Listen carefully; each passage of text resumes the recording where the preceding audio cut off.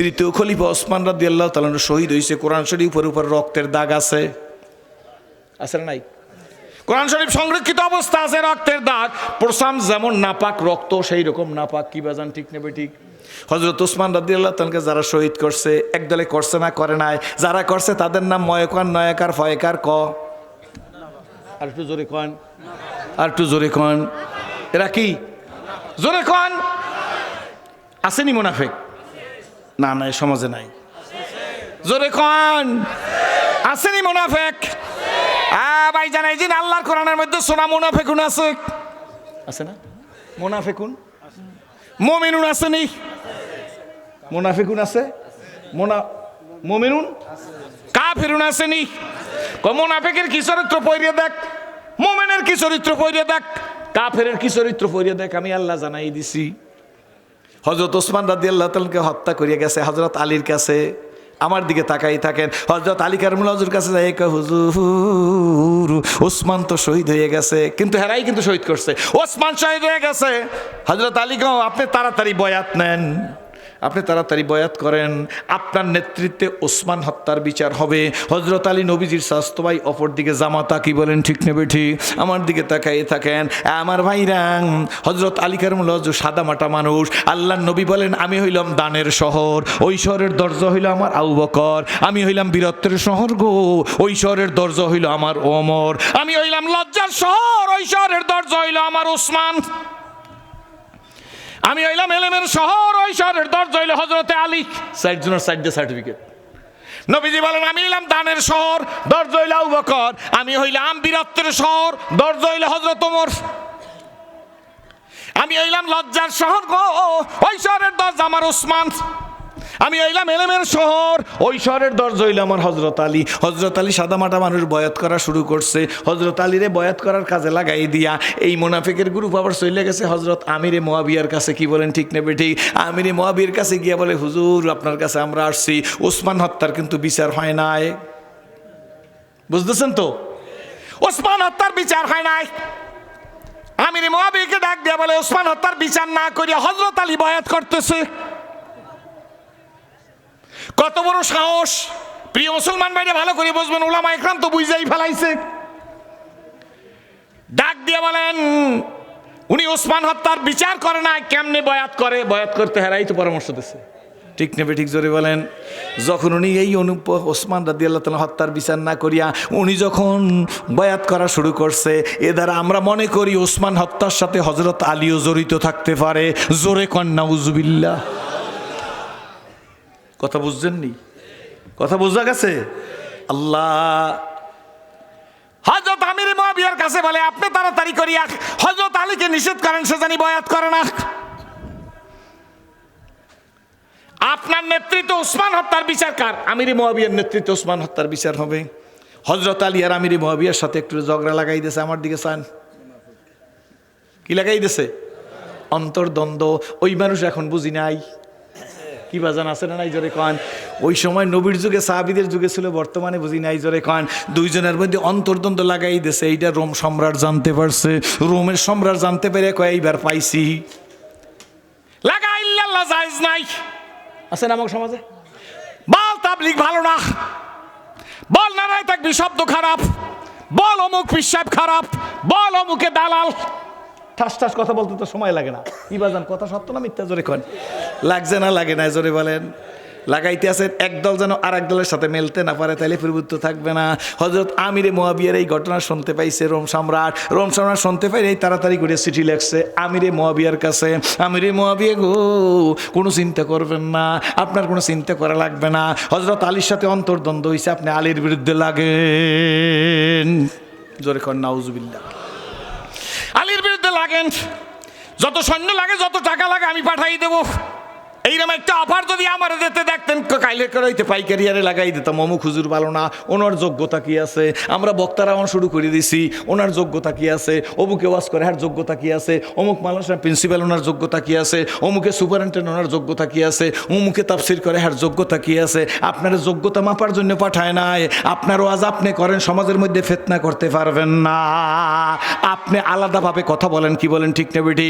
আপনার হাতে জাতির ইসলার জিম্মাদারি আপনি নেন নাই, সত্য না মিথ্যা? আমরা ফিতনা সৃষ্টি কইরা এরপরে আমরা এই মসজিদের মধ্যে কই, আল্লাহ এই সমাজের বিশৃঙ্খল দূর করিয়া দাও। সস্তায় সস্তায় কাফের, সস্তায় সস্তায় মুনাফিক, সস্তায় সস্তায় বেঈমান, অমুকে খারাপ, এই দলাদলি আমি ইসলাম কবুল করার পর 40 বছর পর্যন্ত দেখতেছি বাবা। না গো না না, সুন্দর খবর আছে, সুন্দর মেসেজ আছে।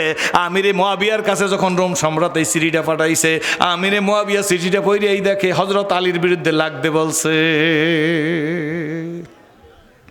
বাড়তি কাগজ না খরচ করে কাগজটা উল্টে পিছনে রোম সম্রাটের কাছে চিঠি লাগছে, ল্যাঙ্গুয়েজ ব্যবহার করছে, ভাষা, এ রোমের কুত্তা। কি বলছে? জোরে কোন আপনারা? বাচ্চাটা শোনাই, হে বেঈমান, আমাকে হযরত আলীর কাছে সাথে লাগতে বলো, আলী জান্নাতি। জোরে কোন সুবহান। আলী আমার রাসূলের জামাতা, আলী আমার নবীর চাচতো ভাই, হযরত আলীর সাথে লাগতে দাও। অস্ত্র আর টাকা দিবার অসহ্য জোগাড় করবা। এই চিঠি পড়া মাত্র বুঝলাম রোমের কুত্তা। দ্বিতীয়বার যদি এমন কোনো শব্দ আমার কানের মধ্যে আসে, আমি হযরত আলীর নেতৃত্বে এই তরবারি তোমার দিকে ঘুরাইয়া দেব। আমরা যদি বলতাম না না আমি আস্তে জেকের করি, উনি জোরে জেকের করে, উনি অমুক গ্রুপ, কোনো সমস্যা নাই, আমরা সকলে মিলেমিশে থাকবো, কি বলেন ঠিক নেবে ঠিক? কোনো বিভেদ নাই বাবা গো। আজ থেকে 40 বছর আগে যখন আমি কোর্টে দাঁড়াইছি, 2 লাইনে শেষ করতেছি বাজান, এই 2 লাইনে ঘটনাটা বলবো, এরপর অন্য কথা বলবো। দাঁড়াইছি, ম্যাজিস্ট্রেট আমাকে ডাক দিয়ে জিজ্ঞেস করে, তুমি কেন ইসলাম কবুল করবে? আমি বলে, স্যার ইসলাম কবুল করি নাই, ইসলাম কবুল করবো না, ইসলাম অলরেডি কবুল করেছি। জোরে কোন সুবহানাল্লাহ। ডাক দিয়ে বলে, কি দেখে ইসলাম কবুল করছে? অন্য ধর্ম অবলম্বনী ভাইরা শোন, আমার মাথা খারাপ হয় না, খোদার কসম করি ভাই, আল্লাহ শুকরিয়া আদায় করি, ওয়াজিদ হইতে চাই না, মুসলমান হইয়া কবরে যাইতে চাই। বাংলায় হক্কানি ফির আমাকে একজনের দরবারে গেছি, আমাকে লিখিত খেলাফতটা আমার হাতের মধ্যে দিয়ে দিছে। আমি খেলাফতনামা হাতে নিয়ে বললাম, হুজুর ইয়া শাহেক।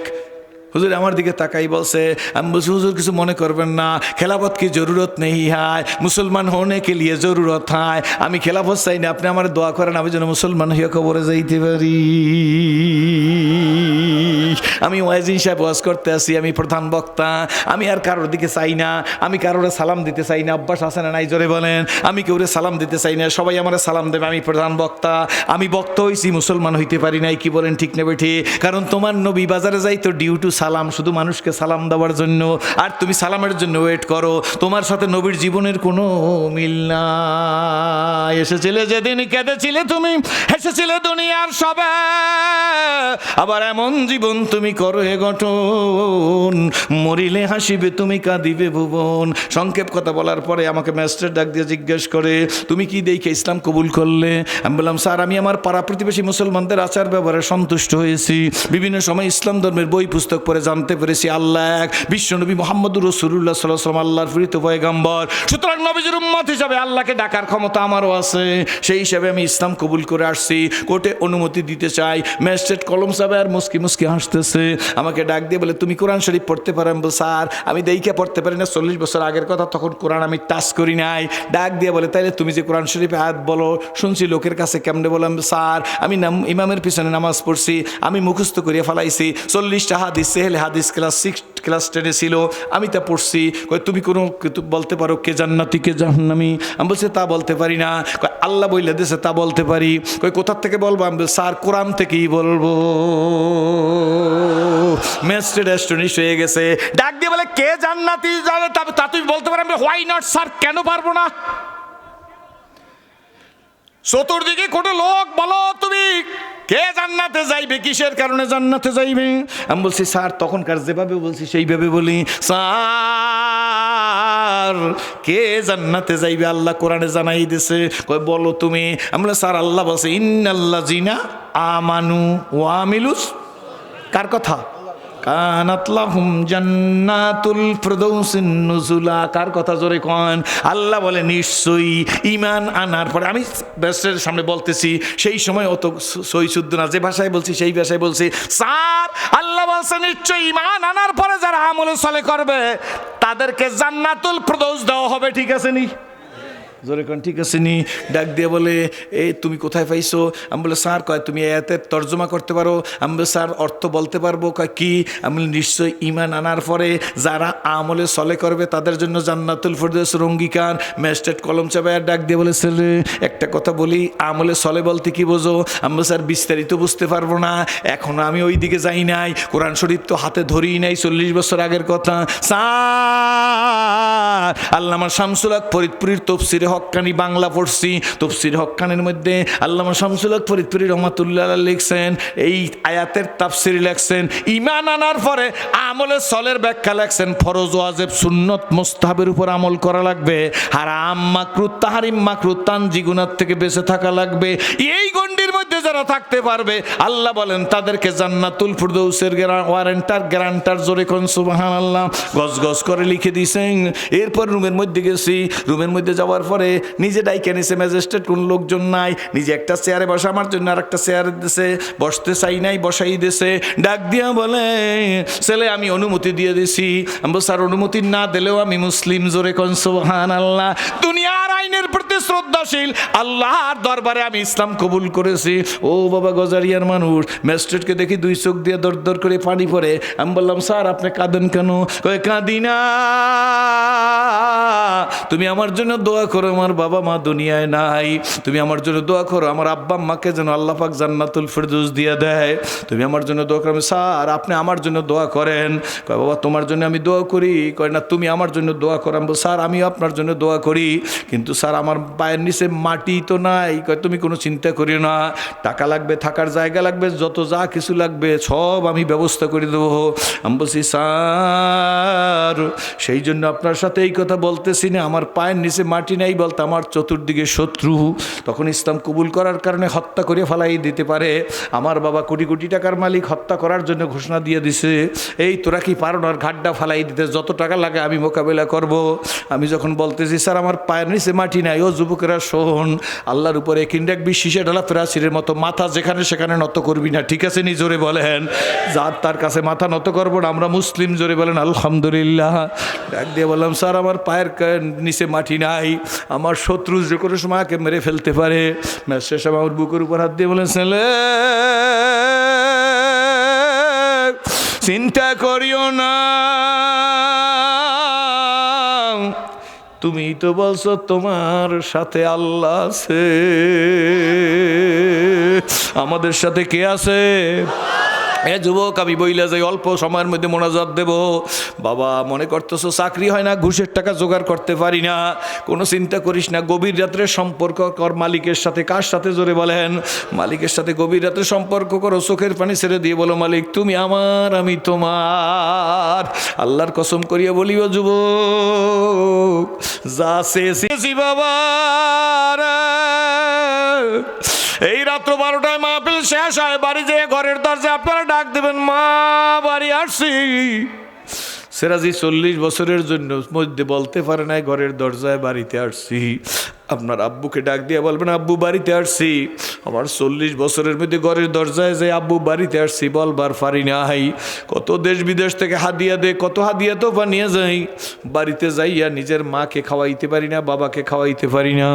আপনারা বলতে পারেন সিরাজি হুজুর আপনি আফসোস করেন না, আফসোস করি না, বরঞ্চ আল্লাহর দরবারে শুকরিয়া আদায় করতেছি। ও খোদা যখন অজু করিয়া তোমার দরবারে দাঁড়াই যায় মনে হয় যেন দুনিয়ার সব রাজত্ব তুমি আমারে ভিক্ষা দিয়ে দিছো। ও বন্ধুরা, ও যুবকেরা, ও আল্লাহওয়ালারা, ও আল্লাহ বলারা, ও মা, ও বাবা, এ ভাই শোন, আজকের যেমন এই যুবকেরা দাঁড়াই আছে ওইরকম ক্লাস 10-এর সামনে নিউটনের ছাত্র আমি সেই দরজার সামনে দাঁড়াইয়া দেখতেছি, নতুন জায়গা সেই জন্য বলি, দাঁড়াইয়ে দাঁড়িয়ে দেখতেছি ইন্টারভেলের সময় লেইজারের সময় মুসলমান ছেলেরা নামাজ পড়ার জন্য অজু করিয়া আইসা কাতারে দাঁড়াই গেছে। আমাদের স্কুলের হেড মাওলানা সাহেব কয়েক বছর 2-3 বছর আগে মারা গেছেন। উনি ইমামতির জায়নামাজের মধ্যে দাঁড়াই রইছে। সব ছেলেরা যখন সেজদায় চলে গেছে, আমার দিলের মধ্যে বলতেছে, আরে এরা যেভাবে সেজদা দেয়, তুমি একটু আল্লাহ আমাকে এইভাবে সেজদা দেওয়ার তৌফিক দিয়া দাও। মনে মনে বললে জানে কে, প্রকাশ্যে বললে জানে কে, গোপনে বললে জানে কে, চাইব কার কাছে জোরে বলো। আর গরিদনে কত তৈয়ার হায়, জোনা মাঙ্গে উসে তু বেজার হায়। চন্দে খানি হেকমতে ইউনানিয়া, হেকমতে ইউনানিয়া রাহাম বখা। কোন ঝিনুকের মুখ দিয়ে মুক্ত থাকে, ঝিনুকের মুখ না খুললে বোঝা যায় না, কি বলেন ঠিক না বেঠি? বন্ধু চাবো সব আল্লাহর কাছে, কনফিডেন্স, আস্থা।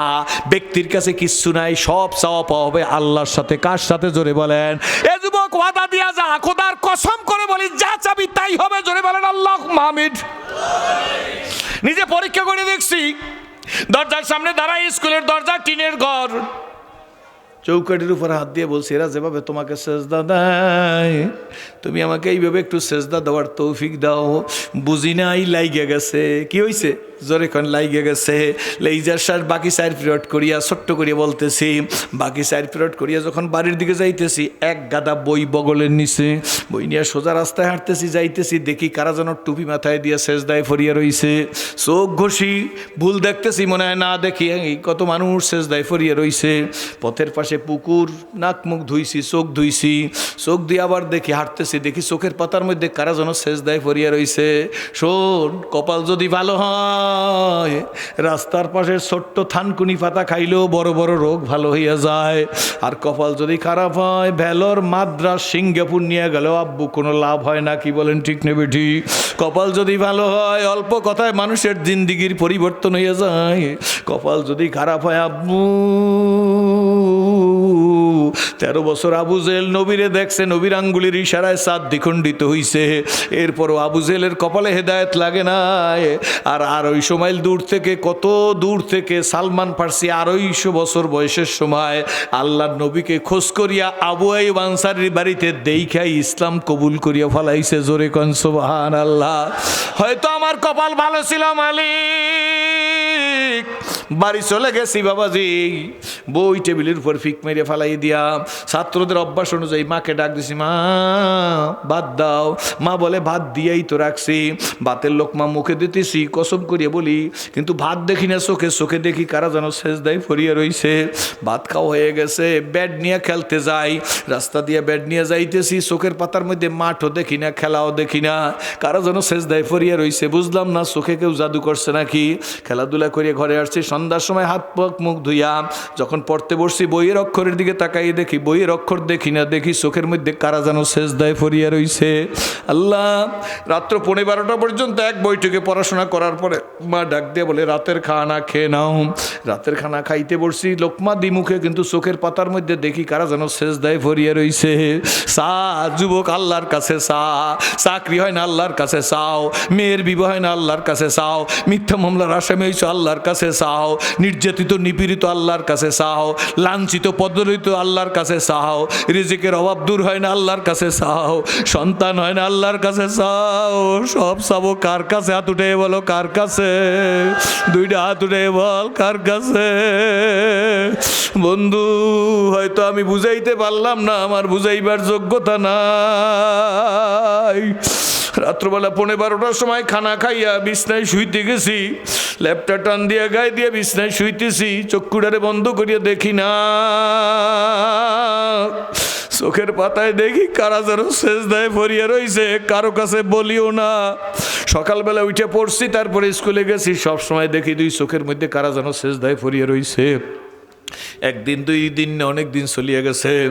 স্কুল থেকে বাড়িতে আইসা দাঁত ব্রাশ করতেছি, নাক মুখ ধুইয়া পড়তে বসবো, এমন সময় দেখি আমাদের সেই স্কুলের হেড মাওলানা সাহেব, তিনি আমাদের বাড়ির দিকে ঢুকতেছে। বাবা বড় ডাক্তার ছিল, উচ্চতর ডিগ্রি রসায়ন শাস্ত্রের উপর ভারত থেকে নেওয়া। আমি হুজুরকে দেখাই দৌড় দিছি, হুজুর আমাদের বাড়িতে আসছেন, আসবেন, তা তো স্কুলে বসে বলেন নাই। তোমার কাছে বলি নাই, তোমার বাবার কাছে চিকিৎসার জন্য আসছি। তোমার আব্বু কই গেছে? আমি বলছি আব্বু জালো কাঠি গেছে, কখন আসবে? তখন তার মোবাইলের যুগ নেই। বলে হুজুর বলতে পারবো না। হাত ধরে টাইনিয়া নিয়ে বাবার খাস কামরার মধ্যে বসাইছি, যেটা তার ভিআইপি রুম, রুমের মধ্যে বসাই একটা দৌড় দিয়ে মায়ের কাছে গেছি। মাকে যাই ডাক দিয়ে বলছি, মা গো, আমাদের হুজুরে আসছে, ভিআইপি নাস্তা দাও। ট্রেনের উপর নাস্তা নিয়ে হুজুরের কাছে গেছি। সংক্ষেপে বলতেছি, হুজুর নাস্তার দিকে তাকায় না, দুই এক টুকরা নাস্তা হাতে ধরছে। তখন আমার ইংলিশ প্যান্ট পরা, হাফাতার গেঞ্জি গায়ে। আমার ছাত্র জীবনে অনেক সময় যুবন বয়সে আমার চেহারা খুবই সুন্দর ছিল নাকি। আমি হুজুরকে ডাক দিয়ে বলে, হুজুর নাস্তা খান না কেন? খাইতেছি। দেখি দুই চোখ দিয়ে দরদর করে গাল বেয়ে পানি পড়া। বলে, হুজুর কাঁদেন কেন? মাথা ব্যথা করে না পেটে ব্যথা করে? বলেন, আমি বাবার অ্যাসোসিয়েট, বাবার সহকারী, বাবাকে যে চিকিৎসা দেয় আমি আপনাকে মাথা ব্যথা পেটে ব্যথার চিকিৎসা দিতে পারবো। এরপরে কোনো সমস্যা থাকলে বাবা ইনভেস্টিগেশন করবে, তারপরে আপনাকে চিকিৎসা করবে। তখন হুজুর দেখি আমার দিকে তাকাই, আমার হাতটা টান দিয়াং নিয়ে আমার মাথার উপর, পিঠের উপর, হাতের উপর হাত বুলায়, গালের মধ্যে হাত বুলায়, আর ডাক দিয়ে বলে, কোন আমার তো মাথাও ব্যথা করে না, পেটেও ব্যথা করে না। আমি বলি, হুজুর তাহলে কাঁদেন কেন? আমার কলিজা ব্যথা করতেছে। আমি বলছি, হুজুর কলিজা ব্যথা করলে এটা ইনভেস্টিগেশনের ব্যাপার, পরীক্ষা নিরীক্ষা ছাড়া আমি কলিজা ব্যথা কাকে বলে তা বুঝবো না, আর আমি ঔষধও দিতে পারবো না। ওস্তাদ আমাকে হাত দিয়ে টাইনে নিয়ে ডাক দিয়ে বলে, বাবা কলিজা ব্যথা কারে বলে বোঝো? আমি বলি, বুঝি না দেখেই তো আপনাকে এই কথা বলতেছি। বাবা কলিজা ব্যথা শোন, কারো কাছে বলিস না। ডানে বামে তাকাই, এরকম চতুর্দিকে তাকাই বলে, শোন বাবা, গালের মধ্যে হাত বুলাই বলে, তোরে এত সুন্দর করিয়া মালিক বানাইছে, এত সুন্দর করিয়া মালিক বানাইয়া নিজের হাতে জাহান্নামের আগুনে জ্বালাইবে, মালিকের কি মায়া লাগবে না? তখন জান্নাত কারে বলে, জাহান্নাম কারে বলে, তাও তো আমি ভালো করে বুঝতাম না। আমি হুজুরকে জড়াই ধরে বললাম, হুজুর তাইলে আপনি দোয়া করেন আল্লাহ যেন আমাকে জাহান্নামের আগুনে জ্বালায় না। বাবারে 40 বছর আগের কথা হুজুরে দেখলাম, দুইটা হাত উঠে বলে, মালিক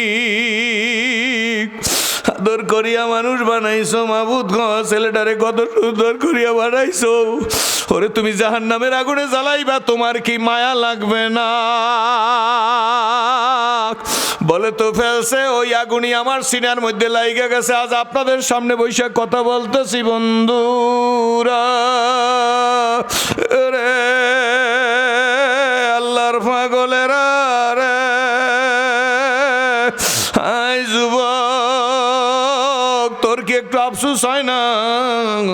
আমি সিরাজি জাহান্নামের আসামি, আমার গলায় কোরআনের রশি লাগাইয়া তোমাদের স্টেজে উপস্থিত করিয়ে দিছে। যদি বিন্দু মাত্র চোখে পানি আইসা থাকে, কোন কোন যুবক দাঁড়াইয়া বলতে পারো, সিরাজি তোমারও একটা জীবন, আমারও একটা জীবন, শপথ করলাম, ওয়াদা দিলাম, এই জীবন একটা আল্লাহর জন্য তৈরি করবে। এমন যুবক কারা? দাঁড়াইয়ে দেখাও। এমন যুবক কারা? দাঁড়াইয়ে দেখাও। এমন যুবক কারা? বলো যে আল্লাহর জন্য জীবন তৈরি করবো। জোরে বলেন আল্লাহুম্মা আমিন। হাত দাঁড়াকা, হাত জাগাইয়া দাঁড় থাকেন। আল্লাহ আলেম ওলামাদের কাছে, সভাপতি সাহেবের কাছে বলি, সম্মানিত ওলামা ইকরামদের কাছে বলি, আমার এই সোনামণিগুলোর জন্য দোয়া করেন, আল্লাহ যেন এদেরকে খালিদ বিন ওলীদের মতো শক্তি দান করে। সকলে বলেন আল্লাহুম্মা আমিন। আলহামদুলিল্লাহ বইলে বইসা বলেন, আপনারা বলতে পারেন, হুজুর ওয়াজ করার কাজ ওয়াজ করে যাইবেন, কিন্তু আমাদের দ্বারা করাইয়া দেখাই গেলেন, কালকের যদি কোনো ত্রুটি হয় লোকেরা আমাদেরকে গালি দেবে। না বাবা, আমার কাজ আমি করব, মালিকের কাজ মালিক করবে। কি বলেন, ঠিক নেবে? ঠিক। আমার দিকে তাকাই থাকেন। এ যুবক, ভালো লাগছে না লাগে না? এই যে দাঁড়াইছো, মনটা প্রফুল্ল হয়েছে কি হয় নাই? কার সাথে ওয়াদা দিছি? জোরে বলেন। কার সাথে? ইসলামের জন্য একটা সর খাই নাই, একটা থাপ্পড় খাই নাই, একটা ঘুষি খাই নাই, একটা কিল খাই নাই, খাইছিনি? জোরে বলেন। গালি দিলে তাতে কি আসে যায়? আমিরুল মুমিনিন যখন খেলাফতের দায়িত্বে, আল্লাহু আকবার, তখন ওনার কাছে আল্লাহ খাব্বাবের মতো মানুষ দাঁড়াই আছে। আমিরুল মুমিনিন খাব্বাবকে ডাক দিয়ে বলে, খাব্বাব তুইও নও মুসলিম, আমিও নও মুসলিম, তুইও ইসলাম কবুল করছো, আমি ইসলাম কবুল করছি, আমি ওমর খাত্তাবের ছেলে, খাব্বাব তুইও অমুসলিমের ছেলে। আমার দিকে তাকাই থাকেন। ডাক দিয়ে বলে, খাব্বাব তুই তোর জীবনে ইসলামের কথা বলবি, আমি ওমরও আমার জীবনের ইসলামের কথা বলবো, দুইজনে কম্পেয়ার করব কে জীবনে ইসলামের জন্য বেশি কষ্ট করছি। বলার সঙ্গে সঙ্গে খাব্বাব 2 কদম আগাইয়া আমিরুল মুমিনিনের কাছে আসছে। আমিরুল মুমিনিন তাকাই দেখে খাব্বাবের 2 চোখ দিয়ে দরদর করিয়া পানি পড়তেছে। আমিরুল মুমিনিন ডাক দিয়ে বলে, খাব্বাব আমি তো তোরে কাঁদতে বলি নাই, আমি তোকে বলছি তুই ইসলাম কবুল করিয়া কি অত্যাচার সহ্য করছো। খাব্বাব ডাক দিয়ে বলে, হুজুর বলবো, কিন্তু আগে আমার দিকে তাকান। তাকান, আমার নাক মুখের দিকে তাকাই দেখেন কতগুলো বসন্তের দাগের মতো আসেনি। আমিরুল মোমিনিন ওমর রাদিয়াল্লাহু তাআলা ডাক দিয়ে বলে, কোন বয়সে তোমার বসন্তের রোগ হয়েছিল? সেই রোগ ভালো হয়ে গেছে, এখন তোমার দাগ ঘষে নাই। ডাক দিয়ে বলে, হুজুর কোন বয়সে হয়েছিল আর বসন্ত রোগ কিনা তা আমি পরে বলবো, আমার দিকে তাকান। হযরত কাব্বাব বলে, হুজুর আমার দিকে তাকাই দেখেন। কাব্বাব নিজের জামা জাগায় পিঠটা দেখাইছে, আমিরুল মোমিনিন পিঠের দিকে তাকাই বলে, কাব্বাব কোন বয়সে তোমার কুষ্ঠরোগ হয়েছিল? তোমার পিঠে তো কোনো চর্বি নাই, চামড়া নাই, গোস্ত নাই, তোমার পিঠ হাড্ডিসার পোড়াপ দেখা যাইতেছে, তোমার মনে হয় কুষ্ঠরোগ হয়েছিল। হযরত কাব্বাব ডাক দিয়ে বলে, হুজুর কষ্ট কোনোদিন হয় নাই, কুষ্ঠরোগ কোনোদিন হয় নাই, তাইলে তোমার এই অবস্থা কেন? কয় হুজুর বলবো। কাব্বাব ডাক দিয়ে বলে, আমিরুল মোমিনিন আমার জিহ্বার দিকে তাকান। হযরত ওমর রাদিয়াল্লাহু তাআলা তাকাই আছে, কাব্বাবের জিহ্বাটা বের করিয়ে দিছে, মাঝখানে ওমর রাদিয়াল্লাহু তাআলা তাকাই দেখে 3টা গোটা টিউমারের মতো। আমিরুল মোমিনিন ডাক দিয়ে বলে, কাব্বাব তোমার কথা তো অস্পষ্ট হয় না, তোমার মুখের জিহ্বার মধ্যে টিউমার, আগে বলো নাই কেন? ডাক্তার দিয়ে অপারেশন করে ঔষধ দিয়ে দিতাম।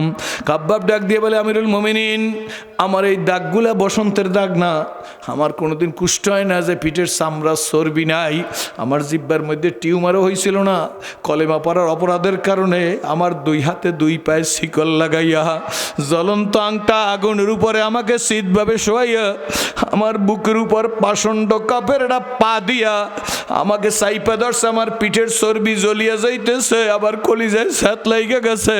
আমি আকাশের দিক তাকাই বলছি, মালিক দুনিয়ার আগুনে জ্বালায় জ্বালাক, জাহান্নামের আগুনে জ্বালাইও না।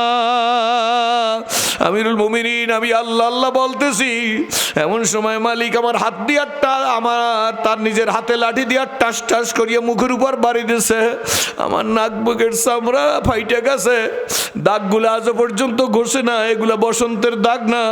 আমি যখন একটানা আল্লাহ আল্লাহ বলতেছি, পাষাণ হৃদয় আমাকে বলে, এখনো তুই কলেমা পড়ো, মজা দেখাইতেছি।